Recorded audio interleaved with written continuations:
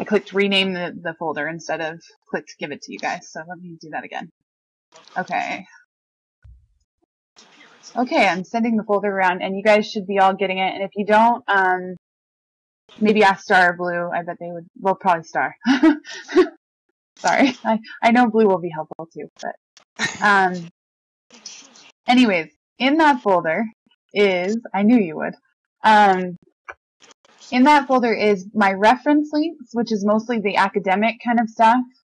Gamergate specific links, I kind of separated that out so it wasn't all just in my research stuff. Definitions that we're going to go over, and both the Google links for both presentations. So I did a presentation about 4 weeks ago here called Gamergate, or no, blah, blah, blah. I did a presentation 4 weeks ago called Virtually Real, the Effects of Gaming and Gamer Culture. And that is here. So this was the one I did 4 weeks ago. This is the next link I'm going to post in local is if you want to follow along tonight, if you can't see my slides, and if it would be easier for you to follow along in a browser. So, but that's also in a note card in case you want to refer back to it. Okay, now we're going to get rolling. So the first thing I wanted to talk about was what is video game culture? And it's considered to be a subculture because it's marked by having certain tastes. And it is considered kind of its own sort of form of art. So, and then from an academic perspective, it's still largely being studied. There are a few studies out there about gamer culture, but oftentimes they don't come at it from a cultural perspective. When they study games, they come at it more from a what are the effects of a game on an individual, and less kind of what is the whole. So, and people often think of game culture or gamer culture in terms of stereotypes, and when we think of a stereotypical gamer, often what comes to mind is a teenage boy, you know, a teenage boy playing Call of Duty or, you know, something like that. And statistics don't really back up that that's really who plays games. I mean, teenage boys do play games, but they're not the only people who play games. And I kind of covered that in my lecture, so I'm not going to dive straight into that. The other thing is that first generation gamers, so people that were playing like Atari and even the first instances of Nintendo, those people are approaching middle age. So people who have been lifelong gamers are approaching middle age. So that's changing the dynamic as well. And then there's just a quote at the bottom.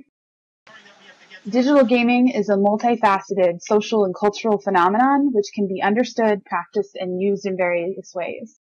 So academic institutions are kind of starting to look more into gamer culture because it does have a really widespread impact, but it's still kind of gaining its legs, I'd say.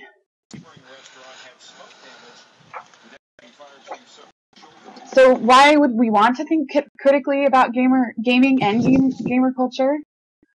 Because about 60% of Americans play video games, and so over half of Americans play video games. So over half of Americans are involved in gaming culture.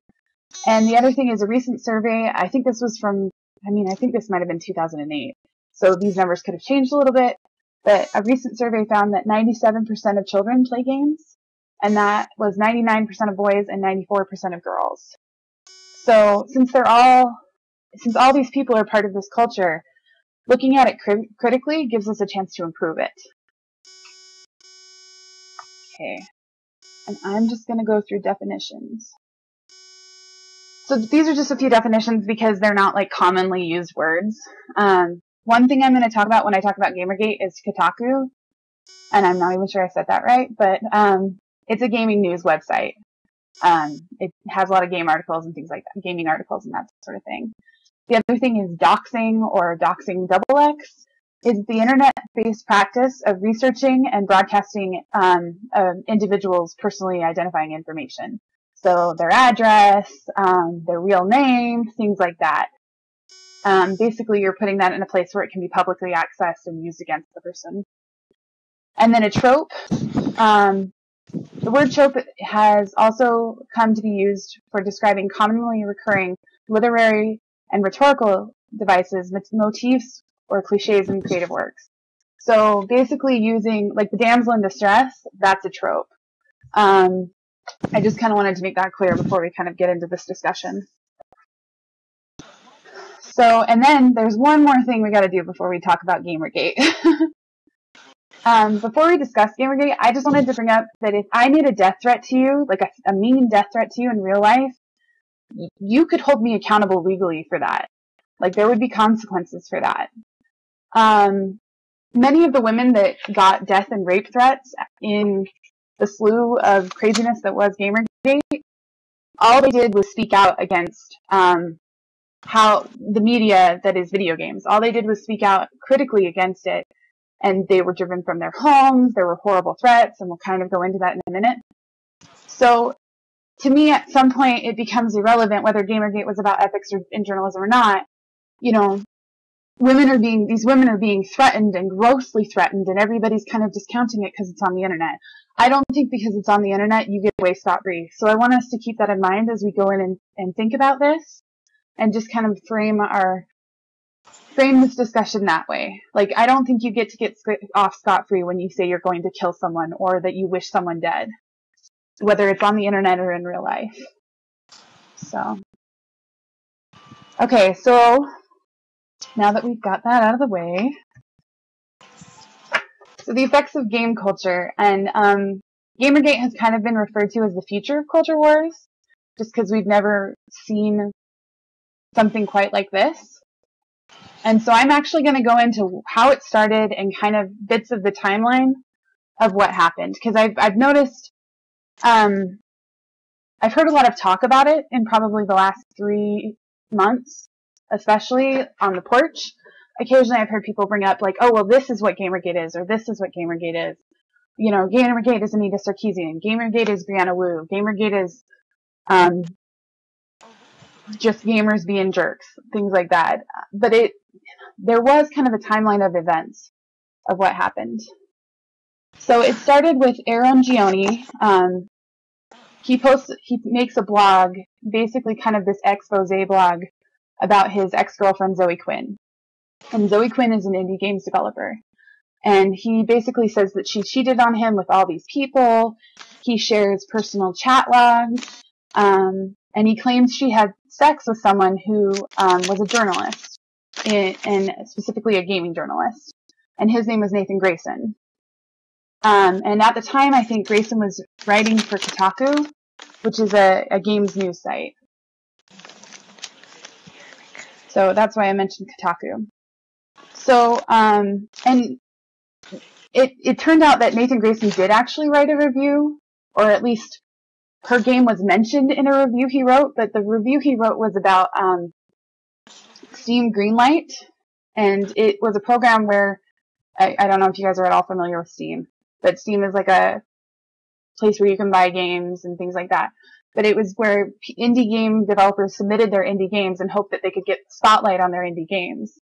So he was reviewing that, and I'm not as familiar with Steam, I'll admit that. I'm a console player. But he was reviewing the Steam Greenlight, and her game was mentioned. And it's like 2 words about her game. It's not this in-depth review.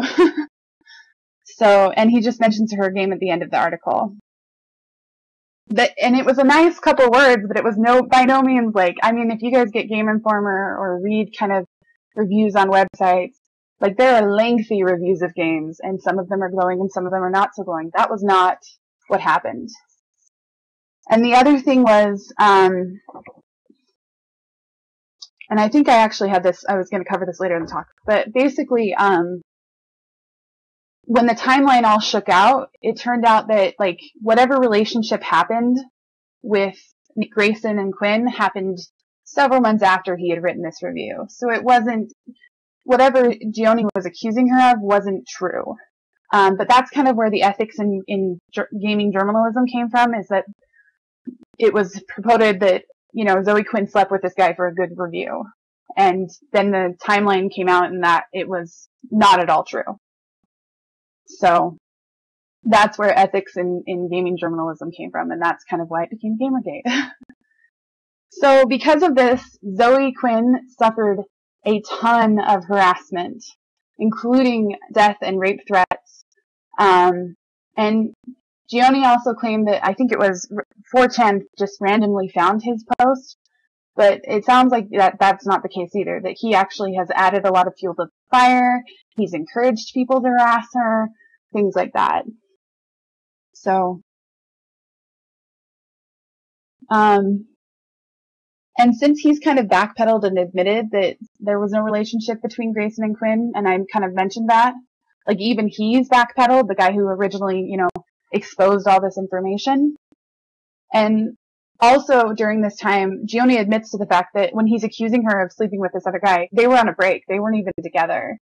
So it's kind of this huge mess. And like, I couldn't even read all the information because it's like, there's his blog, there's several blogs like sharing what he said on Twitter, what he said on 4chan, what he said on Reddit, like to encourage people to harass her. Like it is a massive amount of information. So, and the other thing is Nathan Grayson, the journalist who's kind of at the heart of this controversy, he hasn't suffered the same amount of harassment that Zoe Quinn has, like by any means. So the journalist who they're accusing of taking favors isn't really getting the same amount of harassment that Zoe is, which was kind of interesting. And I will cover that in my next slide a little bit. Oh, not my next slide. 2 slides down. Sorry. I'm gonna go over some of the figures in Gamergate and how they got involved first, and then we'll kind of go over the issues with harassment on Twitter. So Anita Sarkeesian, I'm sure you guys have heard of Anita because she's kind of been a hot topic. So while Gamergate was gaining steam, she was releasing her Tropes versus Women video series, which she funded through Kickstarter. And she specifically talks about like the sexualization of women in video games and women used as props in video games or objects. And so because she's outspoken, she subsequently becomes a target in Gamergate. And it ends up driving her from her home, I think, in September. And there's also an issue at a university that I'll talk about in a minute. Sorry, this is more of a spider web and less of a straight timeline because it's kind of a complicated thing. The other thing is, so the next person is Brianna Wu. She's an indie games developer, and she was just incredibly outspoken during Gamergate. She didn't back down, and she was also driven from her home due to threats. And in the links I provided for Gamergate specifically, there was a guy who on YouTube actually claims that Brianna Wu attempted to assassinate him while he was street racing on icy roads in his mother's Prius, and that she somehow messed with his mother's car to silence him. Like that's kind of the worst of the worst, but it is pretty disturbing, like the accusations that are thrown out. Lee Alexander, she is an editor and writer for Gama Sutra, a site about gaming, and she just wrote a piece called "Gamers Don't Have to Be Your Audience, Gamers Are Over," and she was kind of talking about gamer gatekeeping and saying, gamers who call themselves gamers and say, no, you have to play A, B, C, and D to be a gamer, they're over. And gamer gatekeeping is over. So just write your articles for everyone.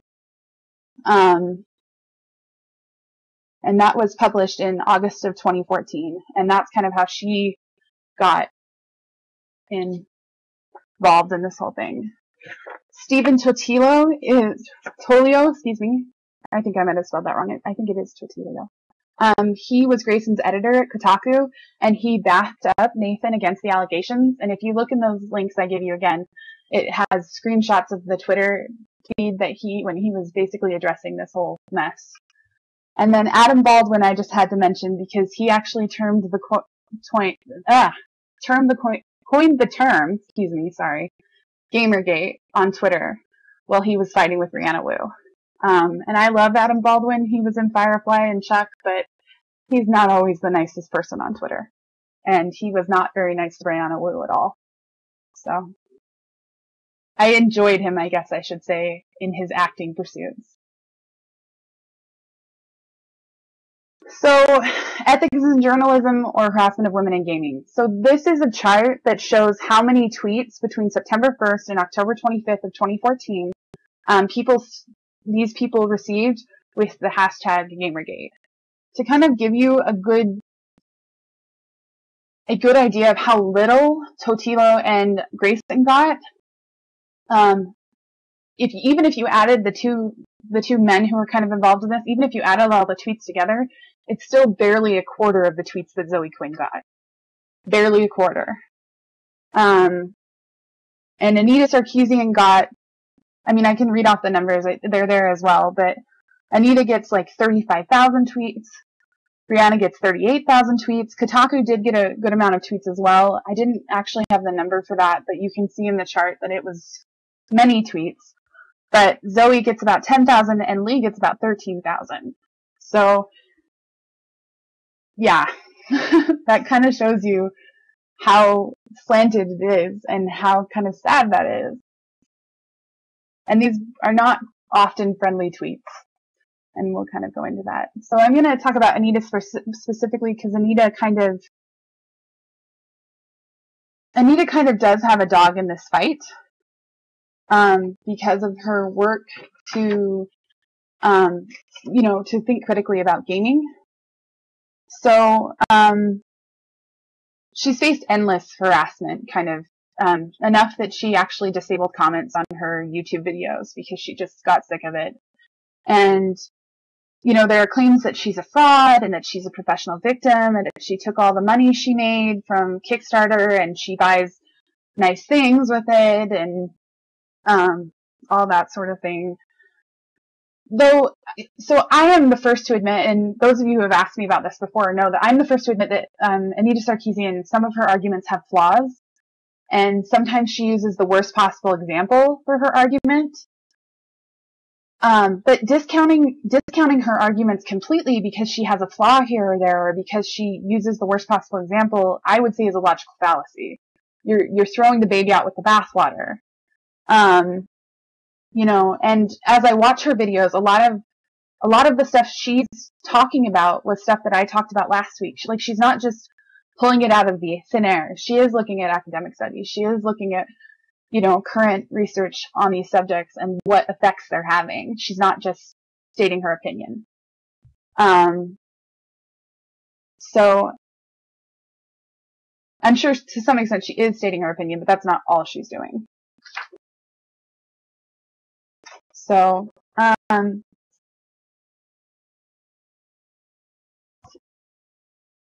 don't think I'm stating her opinion, but that's okay. Many of her detractors just mostly have hearsay evidence.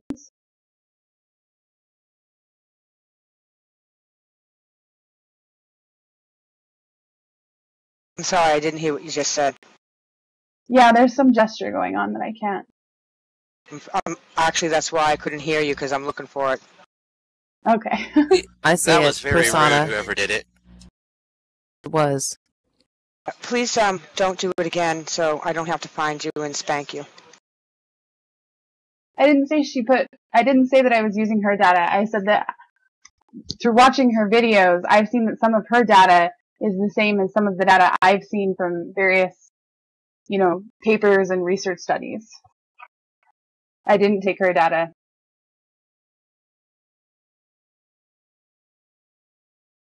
Savory, can you stop, please? That's pretty rude. Thanks. Did you get the Savoy? Did you get the source links? Okay. If you click the thing that says lecture materials next to me, it's right in there, and I have materials from the last talk too, if you want, and I can give that to you after the talk. I'm just gonna wait until we get a chance to find whoever's. Let her have her talk. We will have questions for later. Just let it go. Yeah.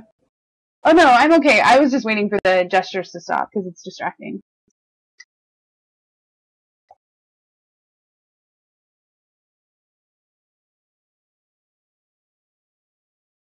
So, I'm thinking maybe we start playing baseball. This is like strike one. On that one? No, I'd say strike 1, 2, and 3.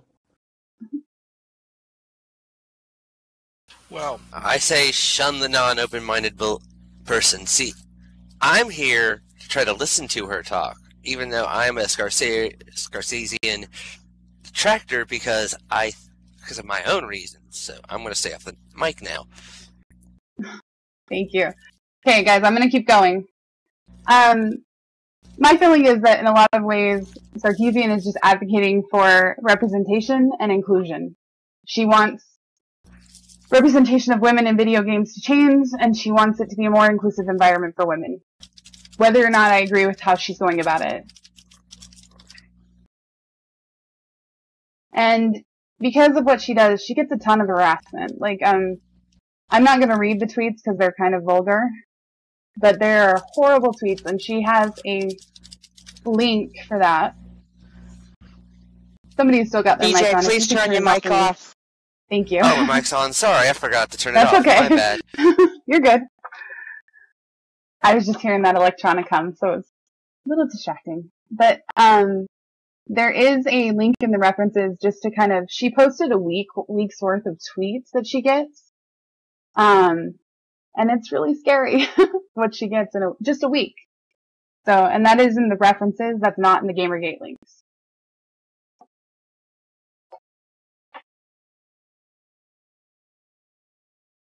Okay.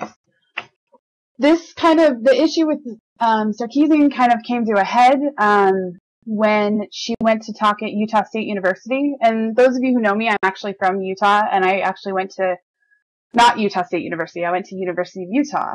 But when this happened, it hit really close to home for me, because like I could have, if I was a college kid, I would have been involved on that campus. You know, that was scary. But basically there was an email sent to Utah State University threatening that if they allowed her to speak, there would be a massacre that would rival the Montreal Massacre of 1989, which was a man named Mark Lapine shot 28 people and killed 14 women in the name of fighting feminism. And due to Utah's gun laws, which Utah is a open carry state, so the law enforcement basically said they had no way of stopping guns from being on campus or being in the auditorium, that they couldn't do, you know, like a metal detector or a weapons check or anything like that. And it's a state-funded school, so I don't know if that was so much sexism or just, you know, I live in the wild, wild west. Like, the gun laws are pretty lax here, and it's really easy to get a gun in Utah. So, and the FBI has also started, you know, the FBI is investigating that, as well as some of the other threats against Sarkeesian. So, and the guy who sent the email specifically, guy or girl, we don't know. So, I'm an equal opportunity, people are evil. They did specifically mention Gamergate in that, like they specifically mentioned Gamergate in their threatening email. So, they claimed affiliation. It's kind of a grassroots movement, so I don't think you can say like everyone's affiliated, but it was interesting that that was mentioned.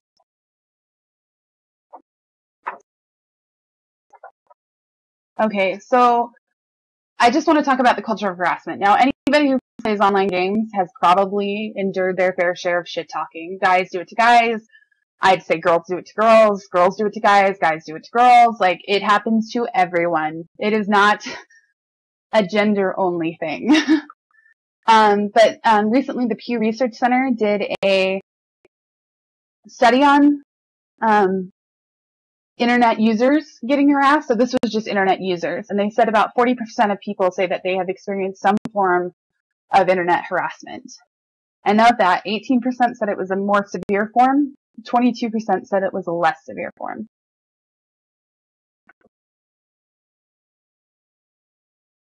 So, men and women get harassed kind of for different reasons. If you can see in this chart, kind of the one with the blue bar graph, and I'm actually going to pull that up on my screen as well so that I can see it a little bit better.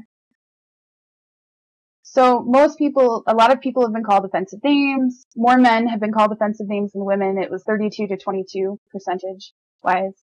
Purposely embarrassed, 24 to 20. Physically threatened, 10 to 6. Harassed for a sustained period, 8 to 7. And then stalked, that's where it kind of flip-flops, and women are more likely to be stalked, 6 to 9, sexually harassed, 4 to 7. So, we all experience harassment, we just kind of experience different kinds. And then another recent study found that a lot of gamers do think that sexism is prominent in the community. Now let me frame this survey for you real quick. This was broadcast again across some gaming sites, across the Facebook site, sorry. People had to go and take this survey, so it could be a little slanted because they had to go and seek the survey out and take it. They had to be interested enough to take the survey. But the survey found that about, what did I write down? Sorry. 80% of men and women surveyed believed that sexism was prominent in gaming. And of that, women were 63% likely to, or 63% of the women who answered the survey said that they had been taunted or harassed, and most of what they felt they had been harassed with was sexual harassment. And men also said they had been sexually harassed, but it was only about 6% of men. And women, when they were saying they were sexually harassed, they said that they were either like called, okay, I'm going to use some naughty words here, so if you've got virgin ears, you can plug your ears for a second. But cunt, slut, whore, bitch, those sorts of things. The men said that when they were sexually harassed, they were usually called something like, again, naughty words coming, fag, or pussy, or something, derogatory, and something non-masculine, generally. So.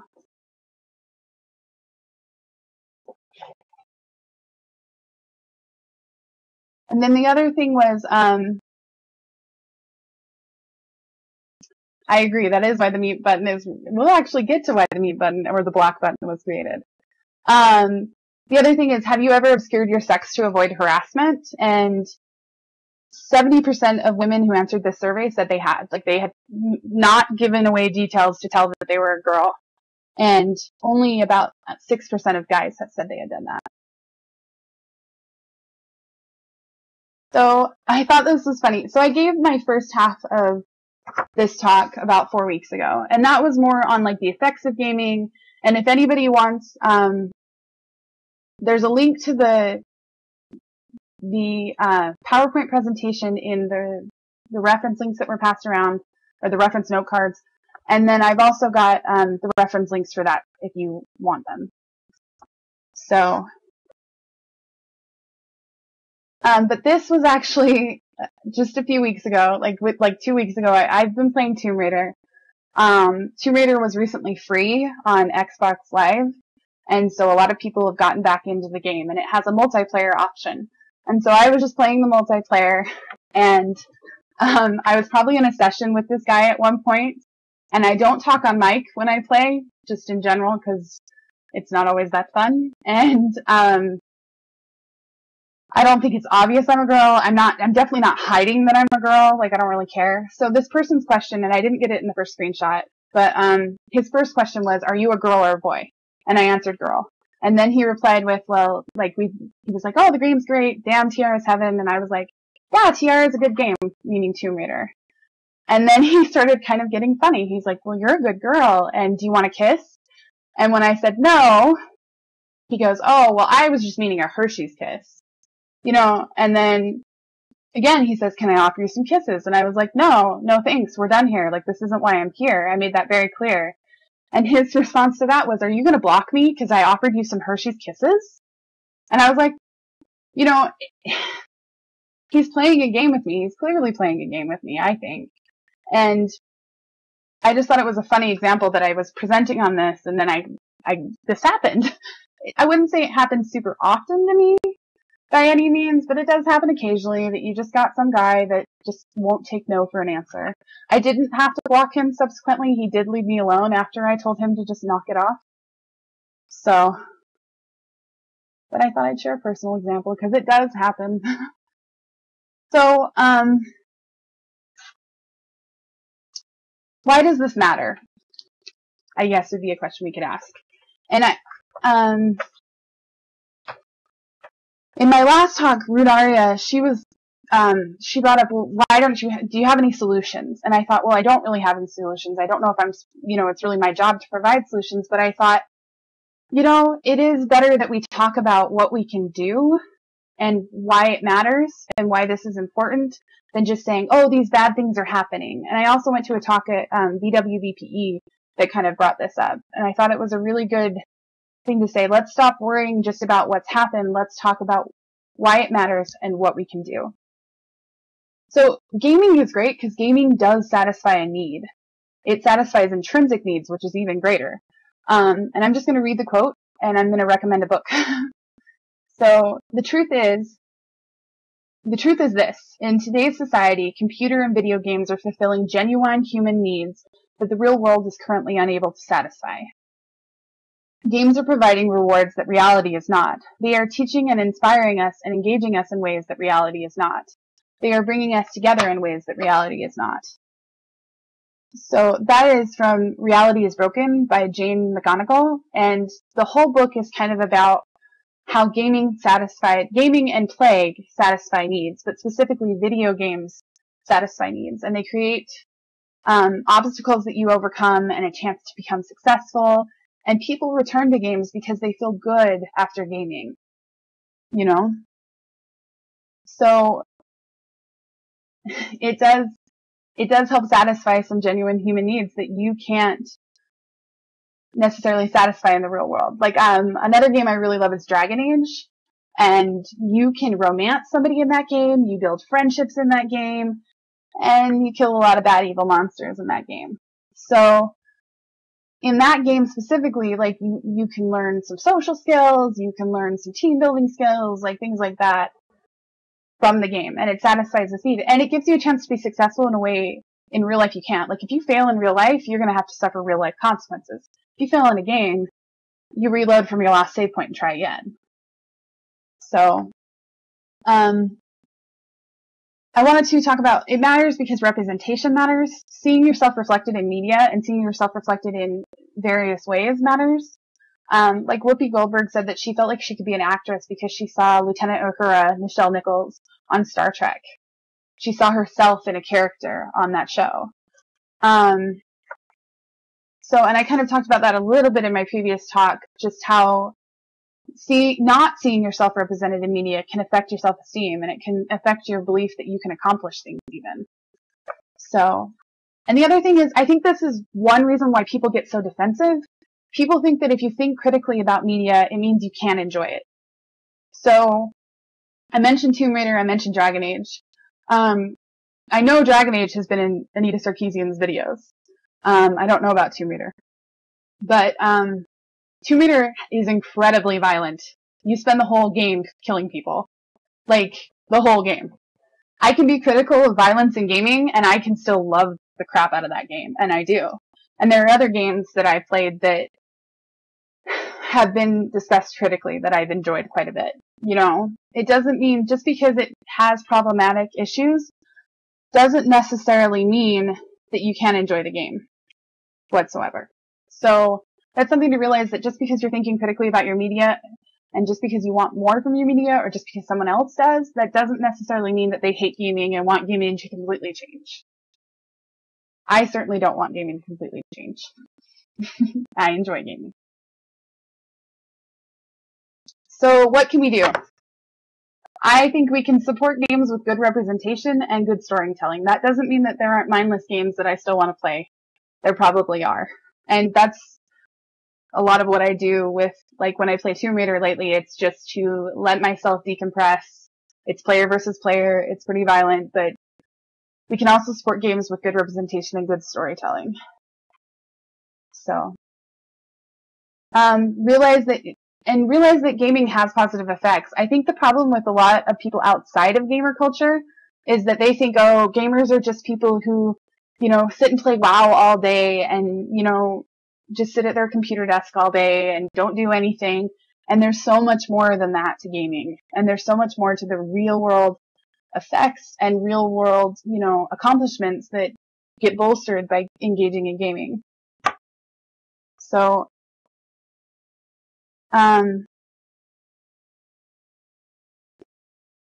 there was a quote I wanted to read from a psychologist called Zonia.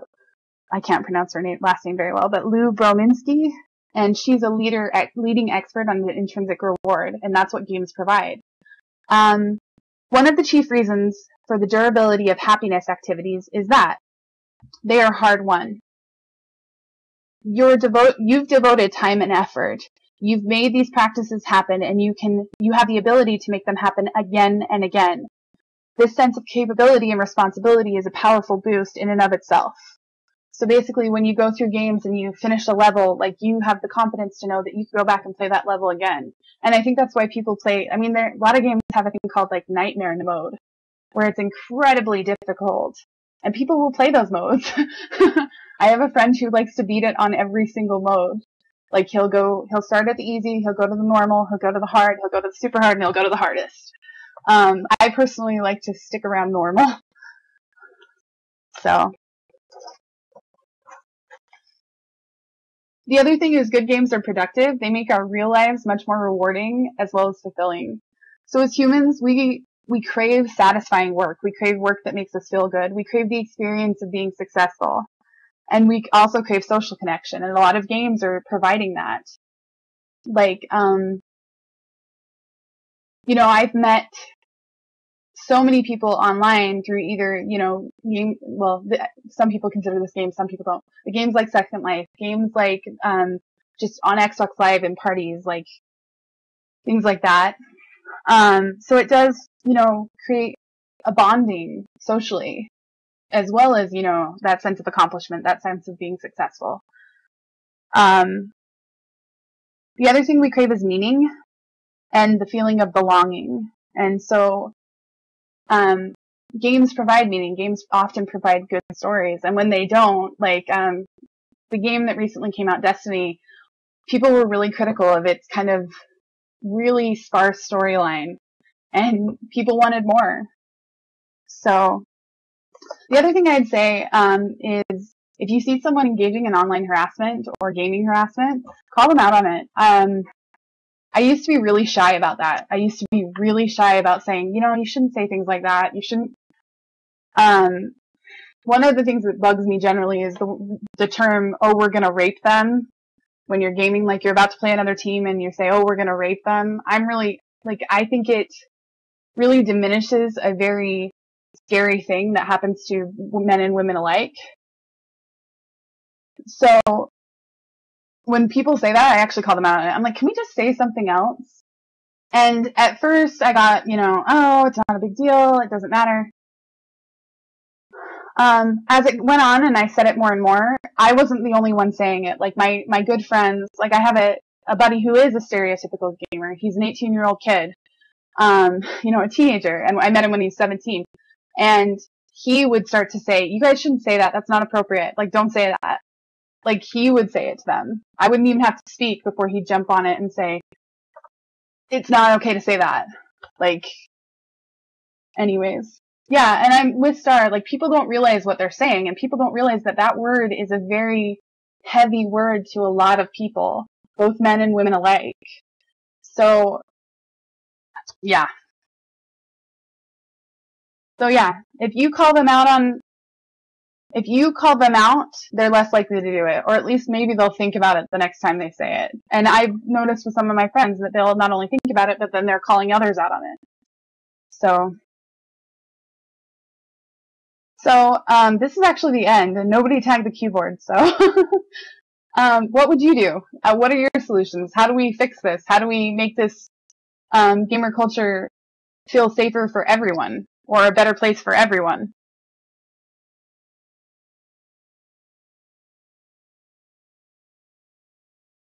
Go for it, DJ.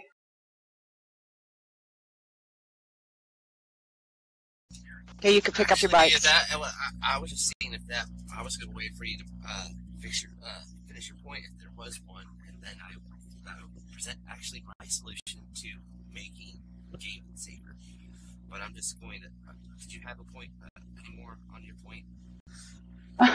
That was the end of my talk. I wanted to throw it back out to you guys and see what you guys thought. So go for it. Okay.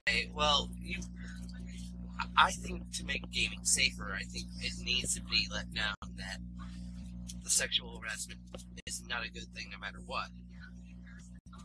I also think blaming Gamergate for some things is horrible, because Gamergate was a hashtag movement taken over by trolls, pretty much. Your bike just locked, so you have to close the bike, and Steve took over. Pick up your bike, Steve. Go ahead, pick up the bike, Steve. Oh, my comment was that with the Anita Sarkeesian thing is that, you know, a lot of, really feel like she was speaking to the wrong audience with the wrong message, that the motivation for a lot of people to write these games comes from the game developers and the business people involved in the games. And so, wait, how much time do we have on this? Well, see, in the conference room, this was set up to just ask a question. Yeah, and so it wasn't for commenting. However, right this minute, I'm going to change the timer on that back to the 2 minutes so that you guys can have your 2 minute on this board here. Thank you, Sarah. I should have said that it would be more of a thrown back out. That, or should I just go and time myself? Go ahead and go so we don't interrupt the flow, and then I'll fix it, and then we'll pick it up from there. Well, so then I'm going to set my phone clock to 2 minutes. Okay. The solution to fixing game for a safer place and for better story is to stop supporting the games that have basically destroyed the better story, and also make sure that the community knows what they can do to stop this. Stop this kind of... my fiance just behind me just said awareness of the battle. But I think going to what Stephen was saying, I think the problem with Anita Sarkeesian, and I'm somebody that's for strong female gaming characters, but knowing that there's tons of them already, there's actually a video by the channel GameSec that did a whole episode on female-led games. Her problem is exactly what Thunderfoot pointed out, and that is she misrepresents I can't get the word out. Misrepresents her footage for her point. He used a scene that she used from Hitman Absolution from somebody else's gameplay where they just went out and attacked strippers, but not said that the main goal of it was to sneak past them. Because you were actually, and didn't point out the fact that you were deducted points for attacking the strippers. And the Watchdog scene that she also used at one point for one episode, talking about women being used only as objects, was a mission where you went in to free them from the sex ring. It's the misrepresentation of gamers as a misogynistic class that she brings out, and that all games have that in it, which is outright a lie, and I give up my time as now.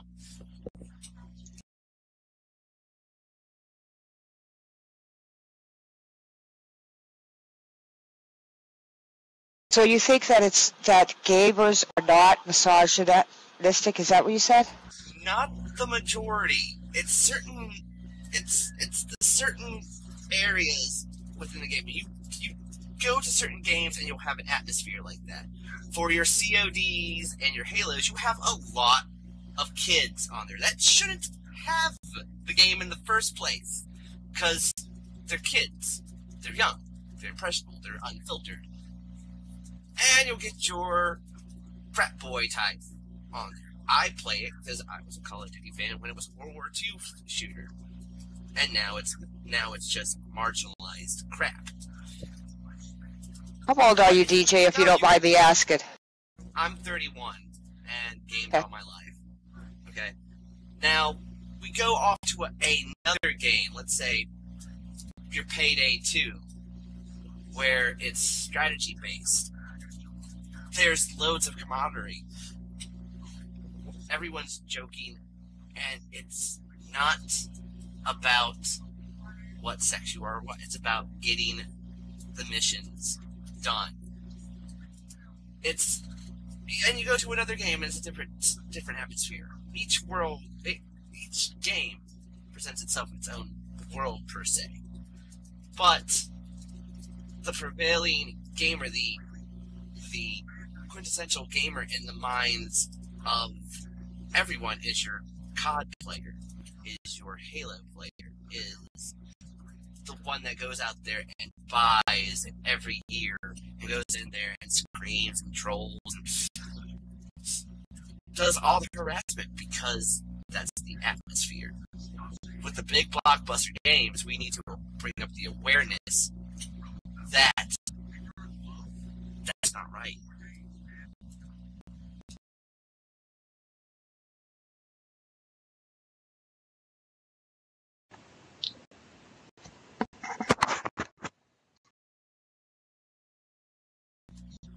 I've been Clint. just responding to start.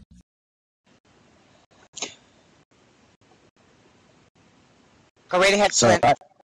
I apologize for stepping in front of Steven, but I agree that the bro gamer and the hater are straw men in this argument. They are exaggerations of the gamer community as a whole, and they're not indicative of the majority of gamers, but they do represent a problem that we need to deal with.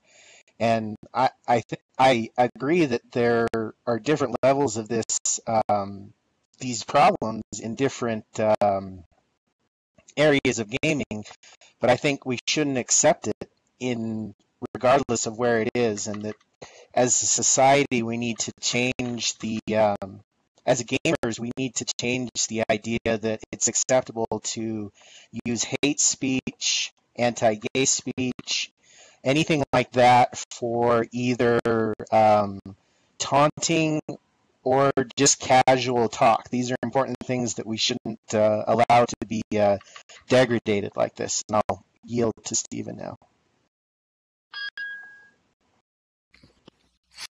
Yeah, so my comment, I have a lot of things against Anita Sarkeesian too, both in terms of her credibility and her message, in terms of what she says. But I think she does bring up a good issue. But I think her audience has always been kind of misrepresented by her as well.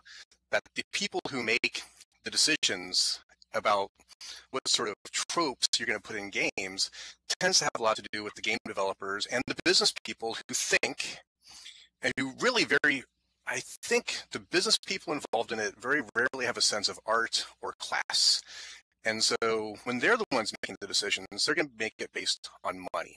And so if they have successful games that have that in there and doesn't either seem to change much about the revenue, it's not going to make any difference. And so I think, in terms of your question, Nat, in terms of what to do, I think people need to just have a good awareness of the issue and put their money into saying what is or is not acceptable from a cultural standpoint. And I think that a lot more companies, both indie and big, need to think about taking the risks of developing games to be more female friendly. One thing that I like from Anita Sarkeesian's, she talked about, I think, the development of a Mario Brothers version where they actually decided to scrap putting a female option character in. And so why was that decision made? Probably because they thought, it takes a little bit of extra money, more so than whether they actually had a sexism issue. And so, I think it'd be nice to see people use their money to tell the game executives really what needs to happen. I think nothing will change. I really think nothing will change unless those people get the message. And then I'm done. Hit the yield button.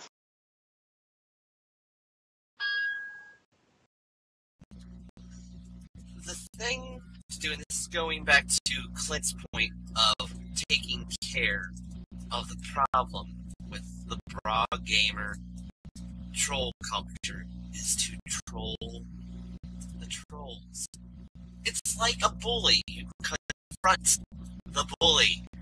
This is my strategy of taking care of the troll in a game.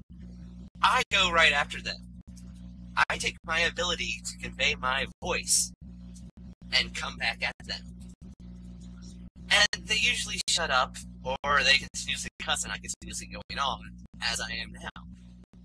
No, you do not become a bully by confronting the bully. But how is that thinking possible? Usually, you used to be able to confront bullies, but now it's called being a bully. Yeah. Fight fire with fire. But I'm not saying go on. I'm saying just use your intellect to make them go away. It's possible.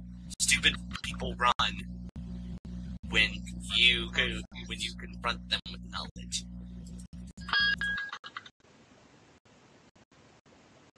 I go about it. I'm just going to say this real quick. I go about it a little bit differently, even than the screenshot I showed. I don't. Oftentimes, when I get a nasty message or a mean message, I just go, "Oh, you seem really sweet. I hope you have a good day." When they come at me with another message, I go, "Oh, you are just darling. You are lovely. I hope you have a great day." And usually that takes the wind out of their sails. Yeah, I just confront them in a different way. I mean, I think you do have to show them that the behavior is not okay, and like you just don't let it bother you. But that's usually in like messages. So I was going to say with Anita Sarkeesian too, I talked about her in this talk, and I do think that her videos have, like I said, I think her videos absolutely have flaws, and the Hitman flaw is one of them. Do I think that there's some points she's making that are interesting and something we need to think about? Sure. In my last talk, I even talked about how there were a couple indie game developers that were shopping around female-led games to bigger production companies, and they said, if you really want us to develop this game, you got to change your female protagonist to a male protagonist. So there's still a lot of pushback from the industry, I think, to say that they don't really want as many female-led games, and there aren't as many female protagonists. I think it's something like 10 to 15% to like 85% male-led games right now. So, but there are more, and there's better representation. Like I said, Tomb Raider, she's not sexualized, things like that. So I do think that there are games that are becoming better examples and showing us a way it could be. But I think we've still got to wait and see how that comes. And I think we do support those games. Like, I will support Tomb Raider. I will support games that I feel like have really good representation for what I'm seeking, for sure. So, and I will yield to Star. Or I hit Q instead of yield. Okay, so I'm a 58-year-old female, and I played games when Pac-Man was out. And then I didn't play games anymore, so I'm not what you would call a gamer in the realm that you folks are talking about them, and I know really very little about them. So if I'm clumsy, then it's innocent clumsy, okay? So the question now is, don't people normally talk smack to each other when they're involved in war kind of games just to psych out the other player? And then what would be the difference between that kind of psych talk, smack talk, and the kind that becomes abusive? And I'll yield the mic back.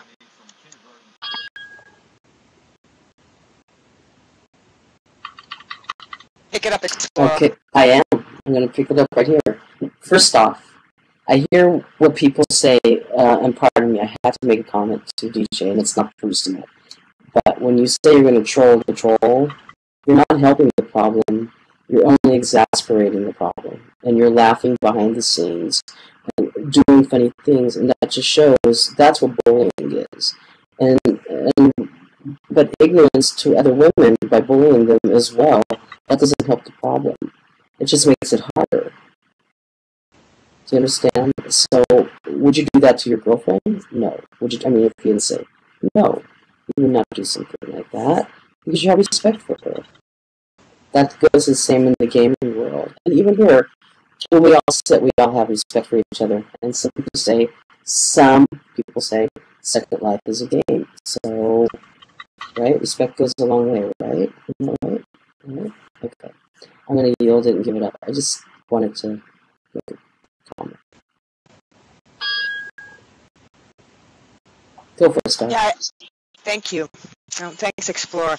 Yeah, so I think that we already realize that when we put people in jail for crimes, they go to criminal college and they come right out better criminals. So if you think that you're going to get them with better trolling techniques, all you're going to do is teach them how to troll better next time. So you're going to have to up your game to get them next time. They're going to up their game, and then it becomes a vicious circle. And if you think that you're not a grand troll in the whole situation, there are people that are in the game that are there trying to play the game while you guys are playing slap and tickle my ego. That's what happens in that situation. I'll yield the mic back. I think you guys don't understand what I meant by troll. The troll. Well, it's not the combination of... It's not just sitting there and doing the ego trick. What I'm saying is, you have a player list. You can track down said troll. You can sit there, and while you're doing that, headshot said troll repeatedly. Target it. Make his experience as painful as they make it for you. It's there. That's a tool there to go after them and find them, and they will back off more often when they go lower on that leaderboard because of the deaths that you give them.